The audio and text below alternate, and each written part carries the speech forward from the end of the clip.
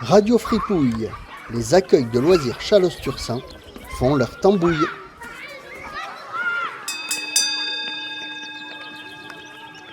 Le groupe des 9-11 ans aussi se pose des questions à l'accueil de loisirs de Saint-Sevé, davantage sur des notions de consentement. Écoutez bien. Donc, je vous vois aujourd'hui parce que vous avez choisi une question qui est: est-ce que je dois toujours écouter mes copains? Des avis. Non, hein, parce que des fois, s'il te dit par exemple de sauter du toit, tu vas pas le faire. On peut l'écouter pour des choses, mais des choses qui ne te mettent pas en danger et qui mettent pas en danger les autres. Ok. Et parfois, il faut pas du tout écouter ses copains parce qu'ils ont les idées fous et ils peuvent faire n'importe quoi. En fait, s'ils te disent d'aller plonger dans une mer qui est intoxiquée de poissons morts, ils vont te faire croire que ce n'est pas ça. Et tu vas y aller quand même. Donc il faut pratiquement jamais croire que c'est copain. Moi, je dirais qu'il ne faut pas écouter ses copains parce que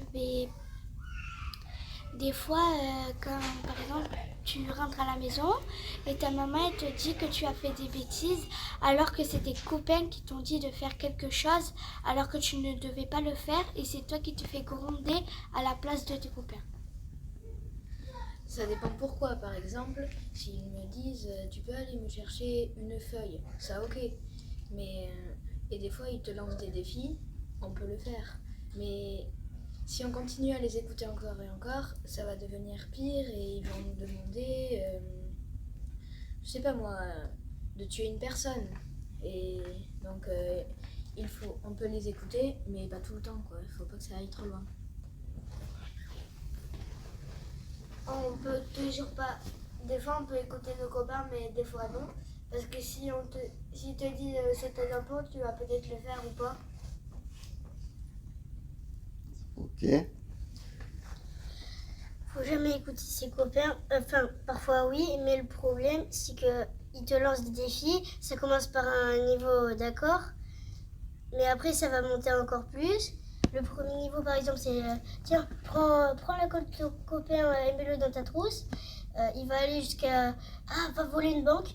Et tu dis non, je vais pas voler une banque, mais le problème, c'est qu'il va dire comme t'as volé ceci, je vais aller le dire quand même si tu le fais pas. Et tu te retrouves piégé. Mais aussi, tu peux aussi jouer avec tes amis parce que tes amis, c'est des personnes que tu connais quand même, mais ils veulent pas forcément toujours te mettre en danger et tout. C'est quand même des amis, tu peux partager du bon temps avec eux, mais si tu vois que s'ils te disent de faire quelque chose et tu vois que c'est trop, ça a des proportions trop graves, tu le fais pas. Mais sinon, tu peux jouer avec eux. D'accord. Et alors, mais pourquoi des copains pourraient nous dire de faire quelque chose qui est pas bien? Parce qu'à force de nous dire des trucs et tout, qui sont bien, de rigoler, on prend plus confiance en eux et au bout d'un moment, ils nous disent quelque chose à faire et comme ça, on aura confiance en eux et on le fera. C'est pour rigoler aussi, t'as dit, et pour gagner la confiance, oui.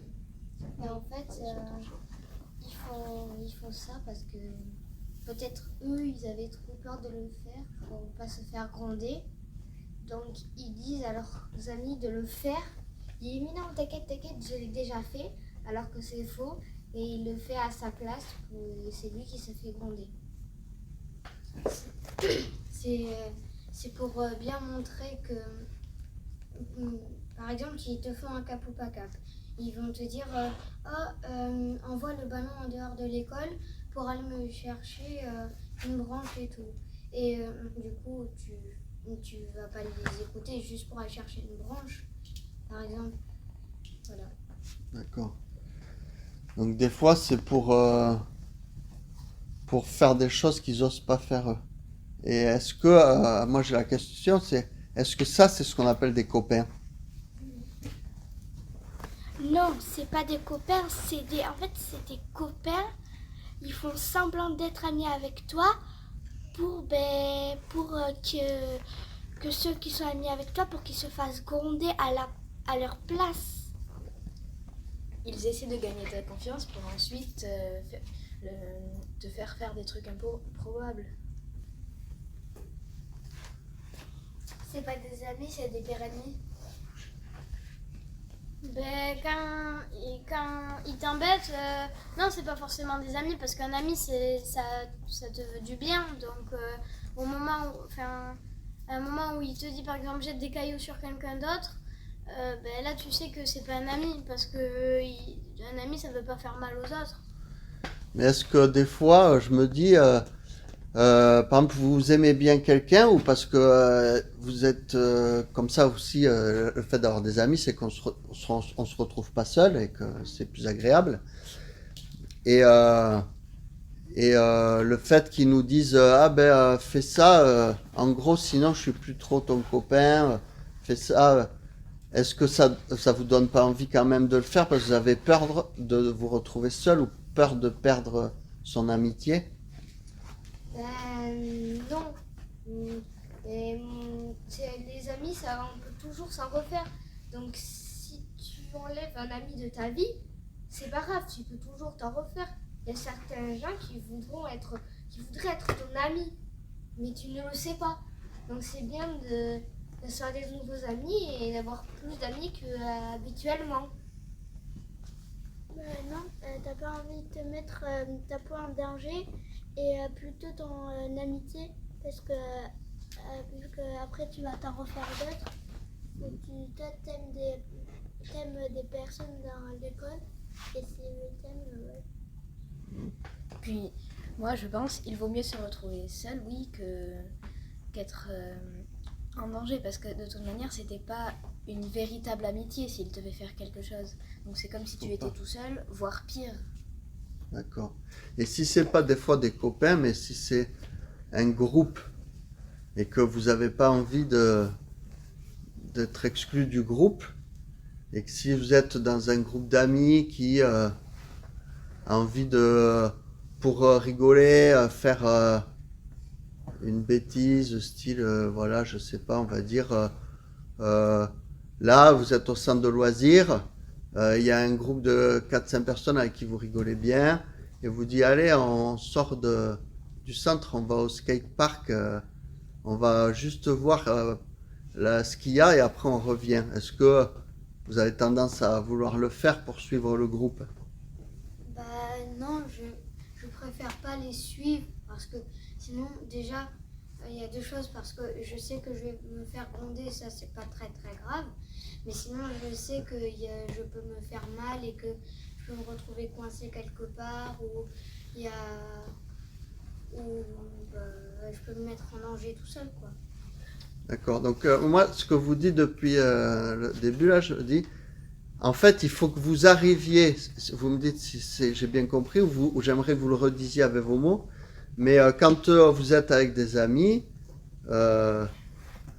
ou avec un groupe, peu importe, le plus important, c'est votre capacité à juger si ce qui est fait ou dit est bien ou mal, et si c'est bon pour vous ou mauvais pour vous. Et que c'est plus ça qu'il faut suivre plutôt que le reste du groupe. Est-ce que c'est assez résumé?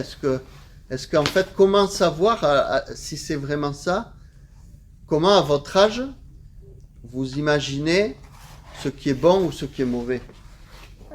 Oui, c'est ça. Oui, mais comment on fait pour savoir si c'est bon ou si c'est mauvais? Mais on est quand même grand, on sait quand même mesurer que si on sort du centre de loisirs, ben, on peut déjà se faire gronder, on peut faire peur aux animateurs et on peut nous-mêmes se mettre en danger. Donc, ça on peut le savoir. Alors que par exemple, si il te demande quelque chose qui te met pas en danger, là tu sais que tu peux. D'accord. Tout ce qui peut nous mettre en danger, c'est pas bon en fait. Ouais. Bon, ben, je vous remercie pour tous ces échanges très intéressants. Et je vous dis à bientôt. Vous prêts? Au revoir. Ok, ciao, ciao, à très vite.